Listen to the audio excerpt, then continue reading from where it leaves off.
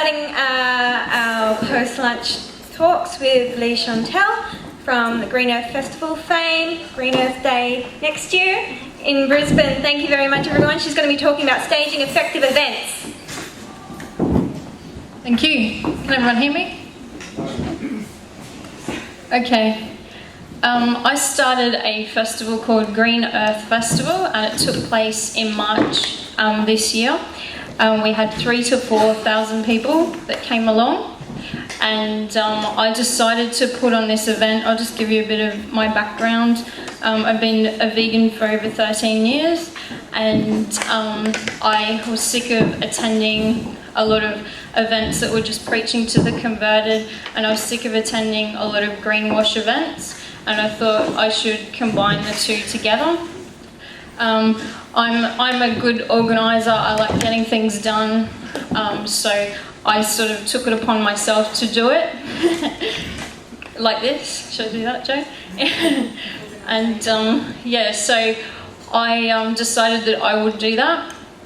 I forgot to say, I want to thank Roy and I want to thank Joe for putting this on. And I'd also like to acknowledge the traditional landowners, past, present and future. I started a website called vivalegan.net. Some of you might know of that. Some of you might be involved with my website. And I've done a lot of promotion and marketing from that, and also a history in music. I sing folk pop songs about heartbreak.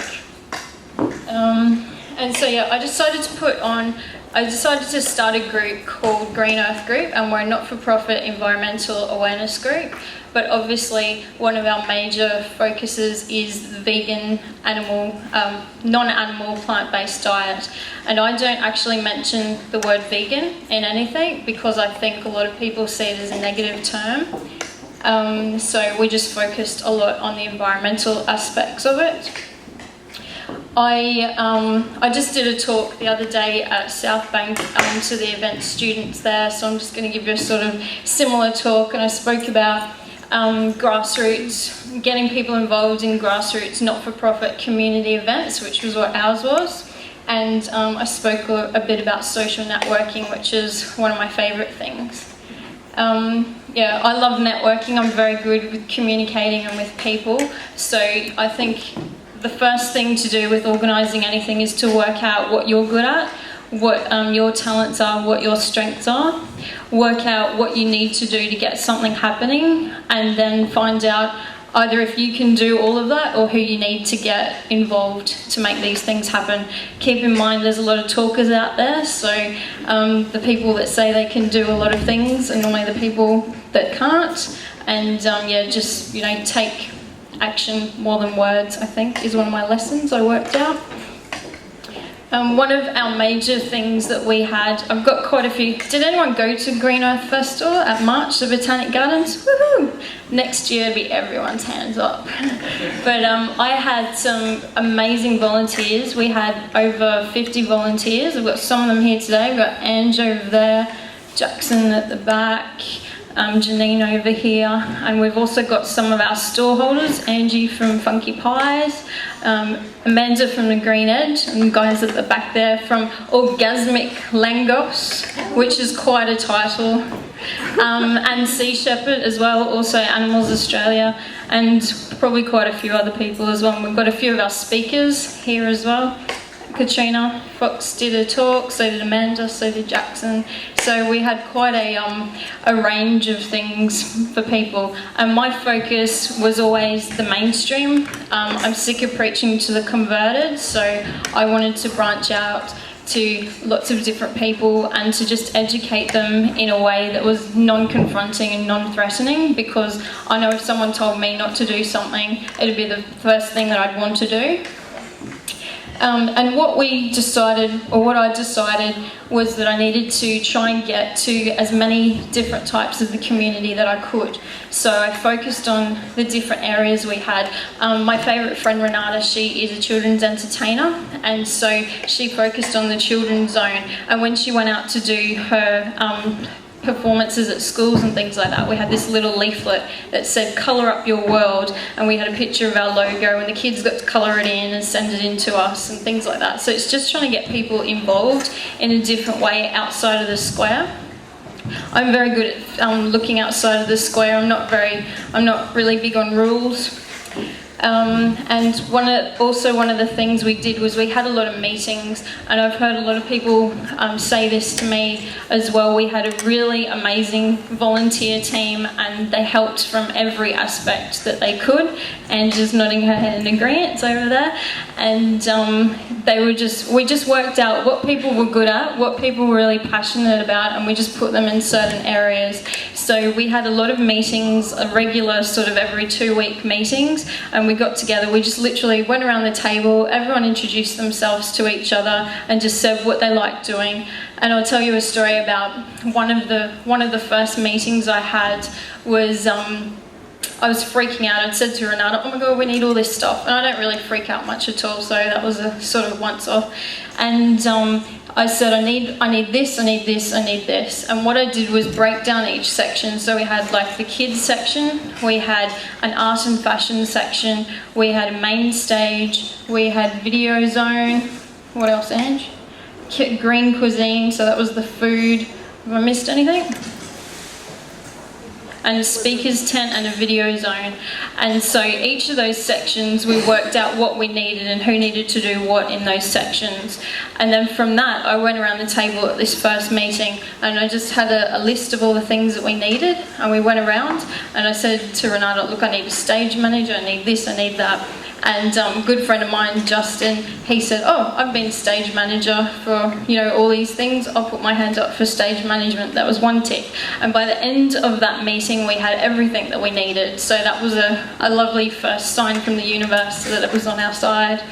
We really got a lot of people through the meetings. So we had people come, say someone came one time and they'd invite their family or their friends to come to the next one. So we just developed that community grassroots sort of feel from day one. I speak and I've done a few interviews with people in regards to Generation Y and the way that they are or aren't involved with a lot of issues that affect us at the moment. And I have found so many Generation Y people want to get involved. It's just that they maybe need something to start with, or some sort of guidance or something, just give me some sort of direction. A lot of them just need direction, and I always have a list of things to do, so I can always help out with that. And so we had people, we had Generation Y people, we had people still at school, up to grandmothers, grandfathers, so we had a great cross-section. And the thing is, I asked everyone for their opinions because it wasn't just about me, it's not my festival, I wanted it to be about everyone, to bring whatever people thought was needed to either the environmental, animal rights or the vegan movement within Brisbane. And so we listened to everyone. It's like, with social media, you have to have that connection with people, you have to have that transparency, and you have to listen to people. If you're asking someone a question, then you actually have to listen to that and take it on board if you deem it valid. So yeah, the meetings were really cool. We also tried to involve other aspects of the community with things. We had some competitions. So we're running competitions about to start hopefully next month. We have an art competition, short film competition, and a Green with Envy fashion competition. So it's just trying to get all those people, that university students, people that are studying those particular things, to get involved. We had the kids zone so families could get involved. I'm from a music background, so I got a lot of music people involved, and just all those different areas and all those different people that can market to, say, the musicians, they could market to all their mailing lists. And you'll find if you're dealing with a lot of bands, the bands that say, oh, I can pull like 200, 300 people, I'll bring them to all my shows, they're the ones that can't. We also had fundraisers and events. Tracy Lynn that was here before, Amanda down the back, and a few other people. We had a nutrition seminar, we had a bake-off, we had kids' days, and lots of different things that we tried to just focus on many different aspects of the community and get them involved.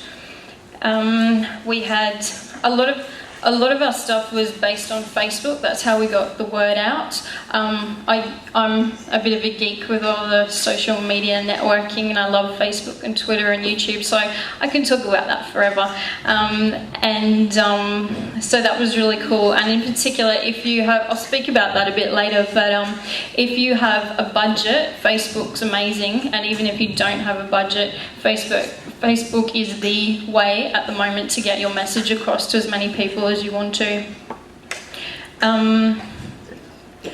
We had 3,000 to 4,000 people that came to the festival, which was the first time that this took place, and I did all the promotion and marketing in-house as well.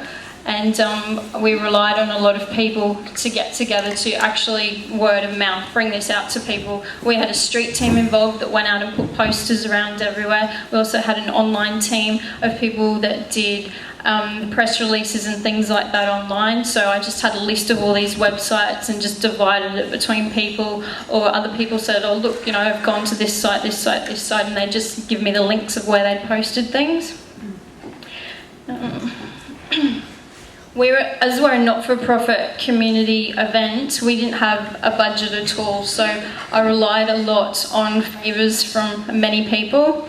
I relied on favours and people, media contacts I had, music contacts I had, famous friends that I have, and politicians, and just trying to get it out to as many people as possible, their mailing lists, whatever mailing list you're on as well, that's a great way. Just send them an email and say, can you put my event up? And the least they can say is no. So, people aren't going to know about it if you don't try and get it out there as much as possible. And we relied on, to get our money, we relied on a lot of donations, sponsors, store holders, the membership. You can become a paid member of Green Earth Group. Merchandise and fundraisers, and also our competitions. You can also get some government grants as well, which is really good. Like, there's not many people that actually apply for grants, so you can find someone that can actually write a grant for you too, and they'll just take a percentage of whatever you raise. So if you need money, that's a really good way to get it. I focus a lot on promoting the positive and ways of getting people empowered and empowering themselves to become involved. It's just working out what you want to do and then from that work out how you can get that happening, work out the people you need to get involved with, the people that you can rely on. We had an amazing team, and it was just promoting the positive the whole time. Everyone was encouraged, everyone became really firm friends from it, and I've got a couple of lifelong friends from the festival, which is amazing. I'm just going to speak about the social networking aspect. As I said before, Facebook is just amazing at the moment. I give information, give a few talks on social networking, marketing and things like that. So setting up pages on Facebook and FBML, which is similar to HTML if you know about website design and things like that. If you're good in front of the camera, just do hi, I'm Leigh-Chantelle from Green Earth Festival, come and see me, get someone to film it, put it up on YouTube, easy.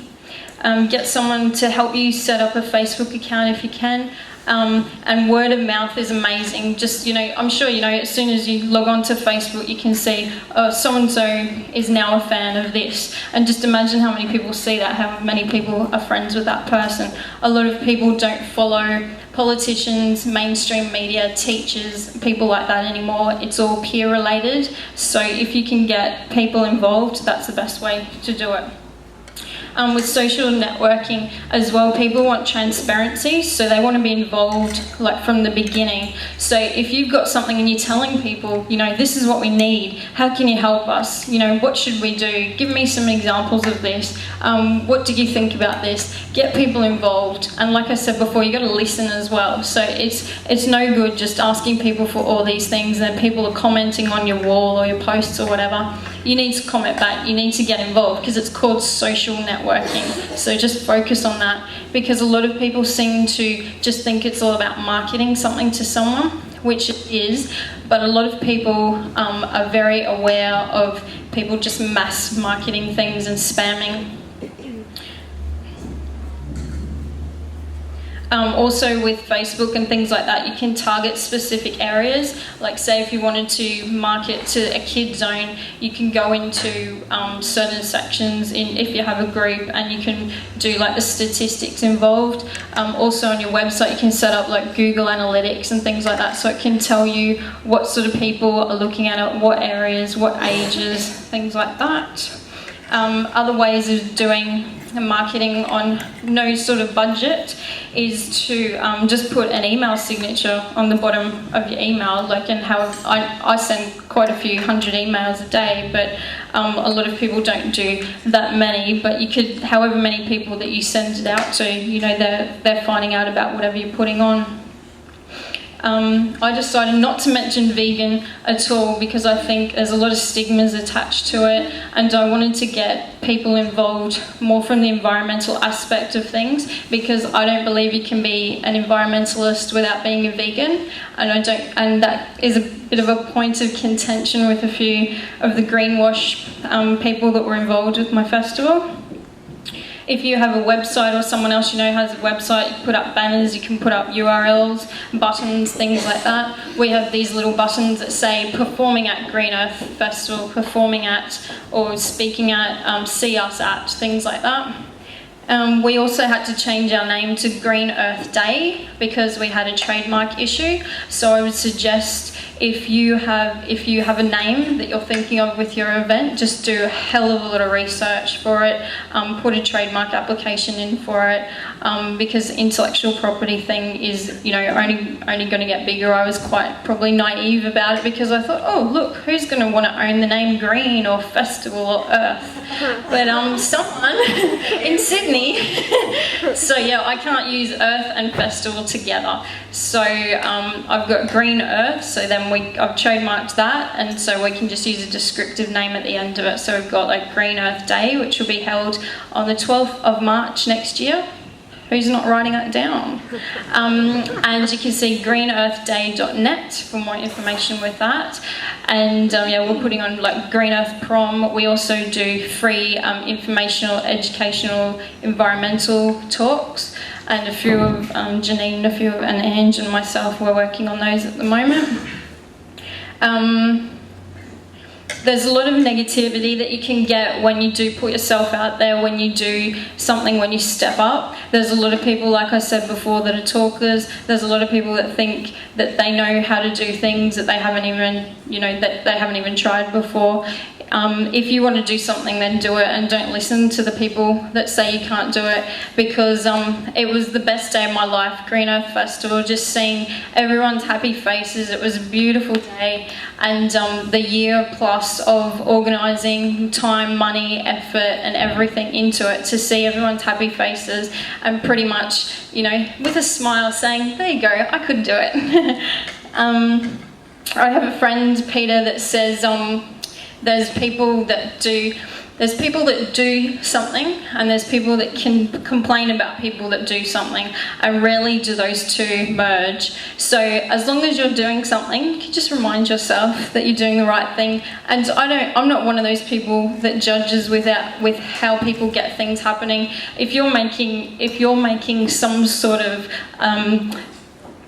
what would you say, some good in some area, no matter what you do, just keep it up, because, you know, if it affects one life, if it affects many lives, it doesn't matter. And it's inspiring people as well, the amount of people that you can, just one person that you speak to that can tell other people things as well.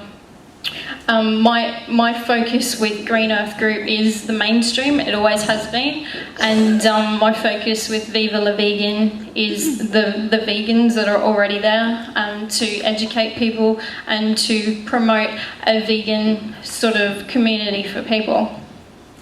Like I was saying, promote the positive, encourage everyone, and just listen to a lot of feedback that you get, whether or not you think it's valid. Another thing is just lead by example. If you're not going to pick up that piece of paper in the middle of the ground, don't expect other people to do it. And yeah, invite people, get as many people involved as you can. We have great meetings. If you want to come to the meetings at Loving Heart in Mount Gravatt, come along and work as a team. I think we all proved that at the festival, that working as a team, you can really move mountains. And I'm just going to end with a quote, and it's by Buddha. When leading, be generous with the community, honourable in action, sincere in your words. As for the rest, do not be concerned. Thank you.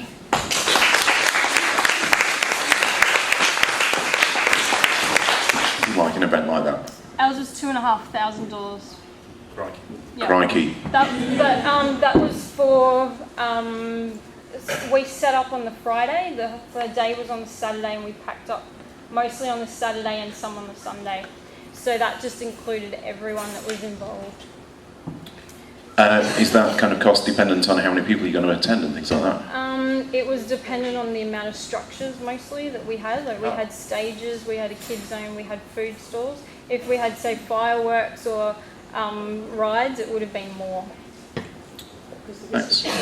Sorry? Because the risk is higher. Yeah, we didn't have much of a high risk at all. Yeah. And to be in the park as well. Any other question? Please. When I went, I was quite amazed at how much we got so many volunteers. It's like we were setting up stalls and things, but the amount of volunteers you have there, and as someone who's been in Brisbane for a while, it's pretty hard to get. Now, how did you do that? Did you blackmail people? I think it's just I'm passionate about stuff, and I think that comes through. And I think a lot of people saw that it was coming from a positive place and just wanted to involve Pete, and just trying to get as many people as possible on Facebook. Honestly, I got a heap of people from Facebook and word of mouth also.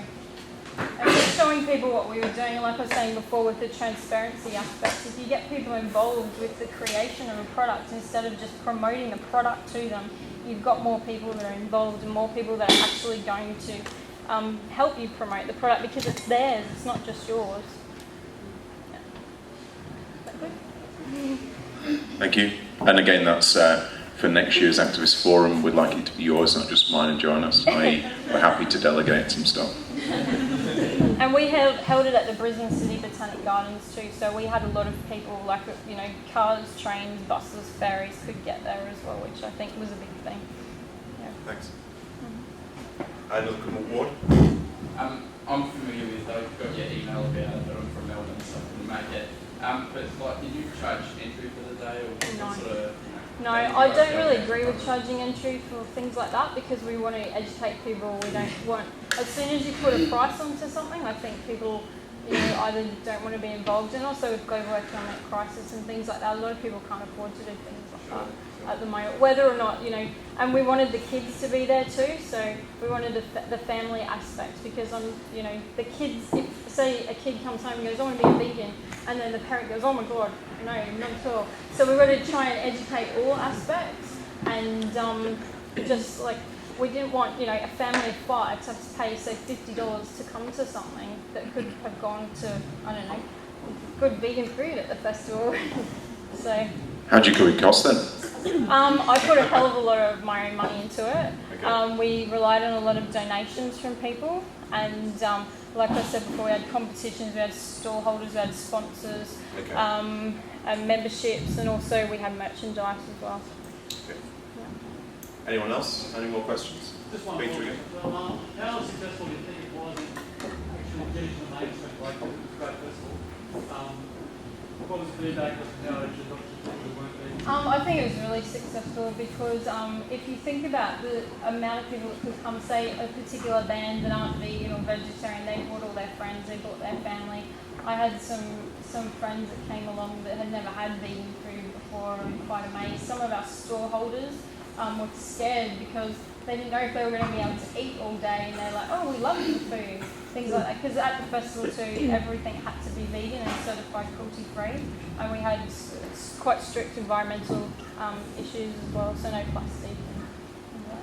How did you decide on the stall holders what you were going to allow for? Obviously not all stall holders were vegan, or what were Well, at this, because it was the first one, it was pretty much anyone that came along that would make sure that they had vegan food on the day. So we had people that weren't vegan places, or some weren't even vegetarian places, but on the day they had to be. They were the ones that caused me the most issue, and they're the ones that I'm not really encouraging to come back, to be honest. But that's because we set it up in that way in the beginning, so it was quite open to many people. And now, you know, because it was quite successful, we can get rid of certain people that we don't necessarily agree with anymore. But yeah, first go, we needed people to fund it for us. Because, you know, a couple of weeks before, we were like, oh my God, we need a certain amount of money for the marquees, we need this, we need that. So. And Brisbane City Council as well, I've got a really good relationship with the people there, and you know, they sent me like an $8,000 bill just like a week or two before the festival. I'm like, oh my God, that's my whole budget for the marquees. And so we just ended up working out something where the $5,000 we had to pay for the bond, I just wrote a check that they didn't bank it, for example. So you can work out, if you develop really good relationships with people, you can work out those sort of things. Any more questions? Another question? Andrew? How many people were there and how many people do you expect this next year? We said 3,000 to 4,000 people, and so that plus next year. So, you know, sky's the limit, isn't it? Yeah. Thanks for that. It sounds like a great event. Yep. See you there next year. Not forget, apply.